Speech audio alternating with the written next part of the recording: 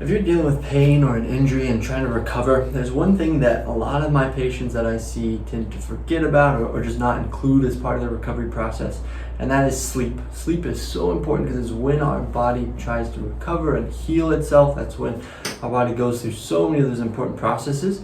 So today I'm going to walk through a couple things that we can do to make sure you're getting the most important sleep and most high quality sleep. So first thing you want to do is make sure you can get your room as dark as possible. So making sure you're closing your blinds before you're going to sleep, you're turning off any excess light, making sure there's no bleed through light from outside of your room. The darker you can get your room, the more high quality sleep you're going to get.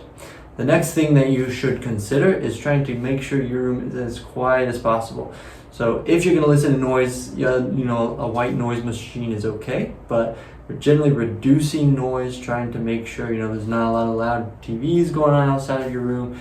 There's just as little noise as possible. That's also going to be less likely to disturb your sleep while you're in your room. The next thing is trying to stay on a consistent schedule. Research shows that if we can go to bed around the same time, wake up around the same time, and maintain that sleep hygiene, that's also going to give us higher quality sleep and let us fully recover and feel more rested in the next day. Other thing is we want to try and limit caffeine intake before bed, so trying to stop around noon, 1 p.m. depending on what time you're going to sleep, and also stopping eating around 3 hours before you're going to sleep. So trying to reduce the amount of food and caffeine in your system before you're trying to fall asleep will let you sleep more restfully throughout the whole night.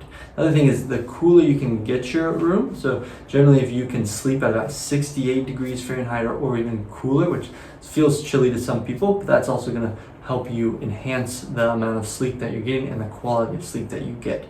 Now, these are all things that I try and recommend to my patients. If you have further questions, feel free to reach out to us. There's also some supplementation, some other options that we can do to help increase the quality of sleep you're getting. But I don't want you to forget about those quick and easy things to start with of getting your sleep to the level that you need to heal and feel better.